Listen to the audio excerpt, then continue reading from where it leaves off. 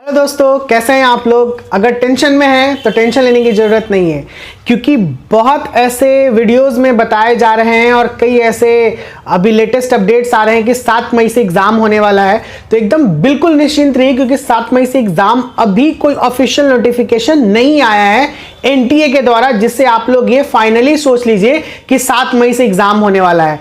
कई ऐसे जो न्यूज़ रिसोर्सेज हैं इनके द्वारा कहा जा रहा है, लेकिन तब तक आप एश्योर नहीं होइएगा जब तक ऑफिशियल नोटिफिकेशन एनटीए के द्वारा पब्लिश नहीं हो जाता है तब तक। बाकी साथ साथ में और भी कुछ इंपॉर्टेंट बातें इस वीडियो में होने जा रहा है। मैं साहिल आज आपका दोस्त बहुत ही इंपॉर्टेंट बात लेके आ रहा हूं आज आपके सामने, तो इसीलिए इस वीडियो पे अंत तक बने रहिएगा। सबसे पहली बात कि नीट एक ऐसा एग्जाम है जो बहुत सारे बायोलॉजी के स्टूडेंट या मोस्ट ऑफ जो स्टूडेंट होते हैं उनका ड्रीम होता है कि मैं नीट एग्जाम क्वालिफाई करूं और एमबीबीएस की डिग्री प्राप्त करूं। तो आखिर इसके लिए एलिजिबिलिटी क्राइटेरिया क्या होती है, मैं ये बात करने वाला हूं। देखिए, सभी कोई 10th पास कर लेते हैं। मैट्रिक पास करने के बाद उनका सबसे इंपॉर्टेंट होता है सब्जेक्ट का सिलेक्शन। तो अगर आपको नीट क्वालिफाई करना है, अगर आपको मेडिकल लाइन में जाना है, एमबीबीएस की डिग्री प्राप्त करनी है, तो आपको फिजिक्स, केमिस्ट्री एंड बायोलॉजी ये 3 सब्जेक्ट आपको मेन ऑप्शनल में चुनने पड़ेंगे। बाकी इंग्लिश, हिंदी और कई ऐसे स्कूल में अलग अलग तरीके से होते हैं, कंप्यूटर भी हो जाता है, लेकिन 3 मोस्ट इंपॉर्टेंट सब्जेक्ट है जिसका नाम है फिजिक्स, केमिस्ट्री एंड बायोलॉजी। ये 3 इंपॉर्टेंट सब्जेक्ट है जो आपको लेने हैं क्लास 11th में।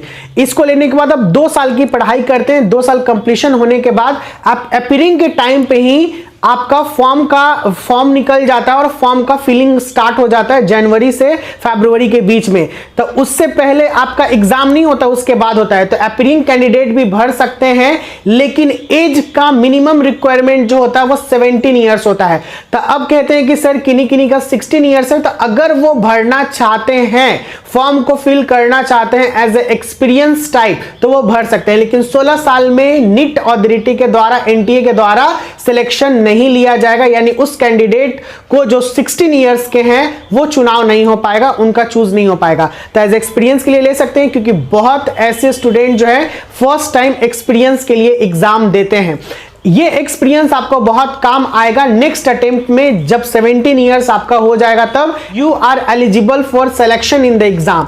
एलिजिबल, एप्लीकेबल तो आप हैं ही हैं, 16 इयर्स में भी आप फॉर्म को सबमिट कर सकते हैं, लेकिन 17 इयर्स में आपका सिलेक्शन हो जाएगा अगर आपका मार्क्स आता है तो ये बात हो गई। सबसे पहले मैंने सब्जेक्ट के बारे में बात कर ली, एज के बारे में बात कर ली। अब क्वेश्चन का पैटर्न कैसा होता है। क्वेश्चन टोटल 200 क्वेश्चन होते हैं, लेकिन अटेम्प्ट कितने करने होते हैं, 180 क्वेश्चंस अटेम्प्ट करने होते हैं।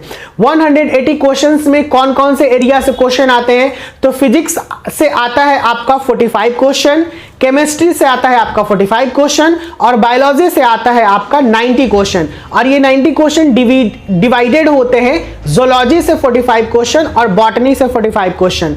ईच क्वेश्चन आपका रखेगा कंटेन 4 मार्क्स, इसीलिए ये टोटल जो होता है 720 मार्क्स का होता है। अगर आप लोग 700 प्लस ला रहे हैं तो आप टॉपर के गिनती में आइएगा।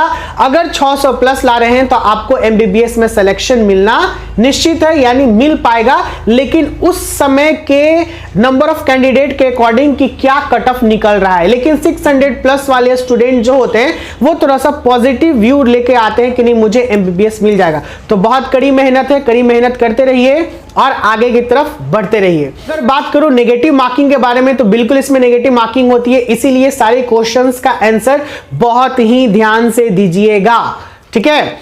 अब मैं बात करूं कि ये सारी चीजों के एग्जाम पैटर्न कैसे होता है, कितना मार्क्स का होता है, कैसे क्वेश्चंस आते हैं। तो क्वेश्चंस को देखने के लिए आप प्रीवियस ईयर के क्वेश्चंस को एक बार जैसे सेट जो प्रैक्टिस होता है उस हिसाब से आप कर लीजिएगा, मारिएगा तो आपको ज्यादा पता चल जाएगा।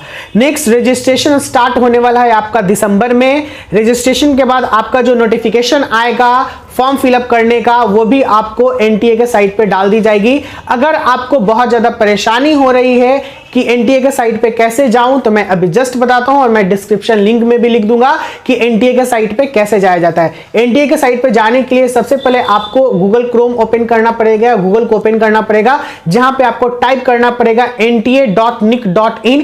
www तो पहले से रहता ही है, तो nta.nic.in पे जाने के बाद आप क्लिक कीजिएगा इंटर बटन को। वैसे ही एक पेज ओपन होगा जो एनटीए का ऑफिशियल साइट का पेज होगा, और वहां पे नोटिफिकेशन ऑलवेज पब्लिश होते रहते हैं। तो जो लेटेस्ट नोटिफिकेशन होंगे उसे आप हमेशा देखते रहिए ताकि आपको पता चले। और जितने भी फेक न्यूज हैं कि इस समय में एग्जामिनेशन होने वाला, ये न्यूज रिसोर्सेज के दौरान बोले जा रहे हैं, तो कुछ माइंड होता है कि चलिए भाई इस समय में एग्जाम होगा, लेकिन जब तक ऑफिशियल नोटिफिकेशन नहीं आए तब तक विश्वास नहीं करना है। सारे ऑफिशियल नोटिफिकेशन मेन अथॉरिटी के द्वारा दिया जाता है और वो अथॉरिटी है एनटीए, नेशनल टेस्टिंग एजेंसी। तो दोस्तों इस छोटे से वीडियो में इतना ही। आई होप कि ये वीडियो आपको पसंद आया हो। अगर ये वीडियो पसंद आया हो तो प्लीज इसे लाइक करें, मेरे चैनल को सब्सक्राइब करें जो कि आपका ही चैनल है। इसी प्रकार के अपडेट्स आपको हमेशा मिलते रहेंगे और साथ साथ इसको शेयर करना ना भूलें ताकि आपके फ्रेंड्स लोगों को भी ये पता चले और ज्यादा वो टेंशन में ना रहे। बहुत जल्द मिलते हैं नेक्स्ट वीडियो के साथ। Bye bye, take care.